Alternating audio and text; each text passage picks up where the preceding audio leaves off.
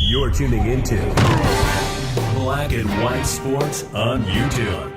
The no-holds-barred truth on sports. The main event starts now. I'm back. Rodriguez for Black and White Sports 2. Well, it's your fault. It's your fault that Brittney Griner is locked up in Russia right now. Except it's not. It's not anybody's fault except Brittney Griner's. At the end of the day, I didn't bring vape cartridges with cannabis oil into Russia, okay? But that's not what members of the entertainment world and, of course, the woke media will let you know, or in this case, a leftist woke personality that everybody knows from his days on Comedy Central. Jon Stewart. And we're going to go over the numbers. I mean, we're going to go over the reason why WNBA players don't get paid as much. Because for some reason, this is an issue where people like Jon Stewart just decide they're going to become idiots all of a sudden. Just idiots. Jon Stewart has a theory about women's sports that he believes could have saved WNBA star Brittney Griner from being arrested in Russia. Griner, who has been jailed in Russia since February after airport officials discovered cartridges of hash oil in her suitcase. She attempted to return back to the United States, is still waiting for American aid to rescue her. Stewart spoke with NC2A coach Dawn Staley on the latest edition of his podcast. The problem with Jon Stewart is that he can't see the forest for the trees, but I added that in. About Griner's situation. Quote, Brittney Griner is top 5 WNBA player, like she's an all-time great. Because of the finances of the WNBA, and the payment is in many ways forced to play overseas as well. It's how they end up in Russia and China and these other regimes, Stewart began. Stewart asked Staley, are we talking about this because of this disparity in what these athletes make now? Because maybe Griner wouldn't have been in this situation had it not been for that. Quote, part of me feels for the league, the WNBA, in that it's a startup league. A startup league that's been around for 25 years. But okay, I'll give you that one. You know, the NBA started, the NBA was in its 25th or 6th or 7th year.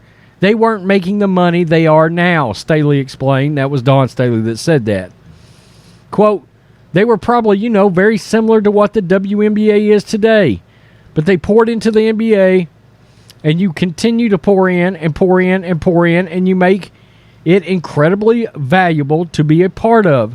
If you are a sponsor, if you are owner, if you are all of those things, it's not that valuable, okay? She goes on to say, I played in Spain, I played in Italy, I played in France, Brazil, and honestly, I hated every minute of it. Really, the only reason why I went over there is because I wanted to be an Olympia. I lived out of my suitcase every day. I would wash my clothes, fold them, put them back in a suitcase because I was ready to go home at any day. I just felt like this is just imitating the NBA. Okay, so look, we've heard this argument since Brittney Griner has been locked up. Okay, the pay disparity. Well, there's a reason for that. There's a big damn reason for that. And it's the popularity of the leagues, okay? And look, the NBA is way down. Okay, but I'll give you the years. The NBA is 75 years old. The WNBA is 25 years old. Now, keep in mind, this article's a couple of years old, but it's going to give you enough to understand. The NBA's average attendance is 17,760 fans. The WNBA's is 6,535, and frankly, I think it's dropped. The 2019 NBA Finals averaged a little more than 20 million viewers per game. Okay, we know that's down around 8 now. But the WNBA Finals averaged around 400,000 viewers per game. That's about the same today. WNBA has 30 teams. WNBA has 12. The NBA average ticket price variously reported between $51 and $89. The WNBA's is $17. The NBA averages 2 million TV viewers per game. We know that's not accurate anymore. They're down around 900,000. The WNBA averages around 246,000 viewers during the regular 2019 season. That's about right. That's still about right. Okay, this is where the real difference is. The NBA's annual revenues are $7.92 billion. The WNBA's is $60 million. Do you know how different that is? That's astronomically different. Okay, and let's just be real. It's because of the difference in the popularity of the leagues. And because there's a difference in the popularity of the leagues, the fact is ESPN and other entities are willing to pay a lot more for things like television contracts. And the NBA is up to its neck in the asshole of China and getting subsidized there. $10 billion by itself. WNBA makes $60 million altogether. The salary of some players for the entire league. $10 billion alone goes to the NBA just from China. Okay? So it drives me crazy. We hear it all the time. We've heard it from Megan Rapinoe in soccer. We've heard it from the WNBA. But that's not how any of this works. It never has been. Okay? It's not anybody's fault other than the fact that, right, wrong, or indifferent, we don't enjoy watching the women play as much as the men. I don't feel like that makes anybody a bad person. I really don't. Oh, but you only like watching the NBA. Well, now I don't even like watching the NBA. I'd rather watch the big three. But even the big three now is flirting. I mean, some weeks it beats the WNBA in ratings.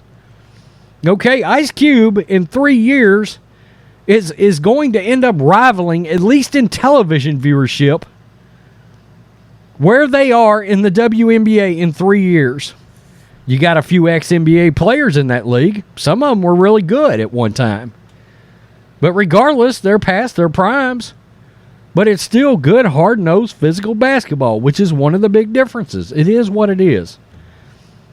At the end of the day, the only reason that Brittney Griner is detained in Russia is because she chose to bring in a substance that is not legal in Russia. Okay? By the way, she was making a lot of money in Russia. She's been playing there 7 years. She knew better. She knew she wasn't supposed to have that. Don't let anybody kid you. So people like Jon Stewart, they're going to turn this into some kind of woke social justice issue and or crusade when the facts are the facts. One league generates a lot of money.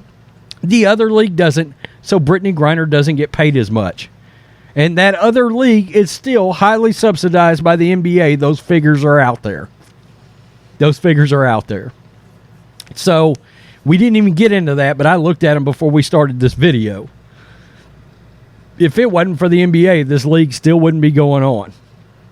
They don't make any money. I mean, it just is what it is. Tell me what you think, Black and White Sports 2 fans. I mean, the people are literally oozing their way out of cracks and crevices and holes in the ground to weigh in on this Brittney Griner thing. It's no more complicated than don't take drugs into a country that they're illegal in, especially Russia. By the way, I would consider finding a league that might even look at my lifestyle a little bit more favorably than Russia, where they frown upon her lifestyle on a personal level.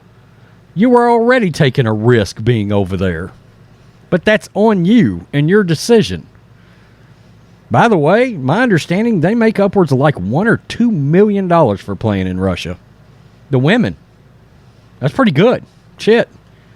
I mean, at the end of the day, you got to understand the average person is going to take a step back and go, you're making a lot of money still for playing a sport.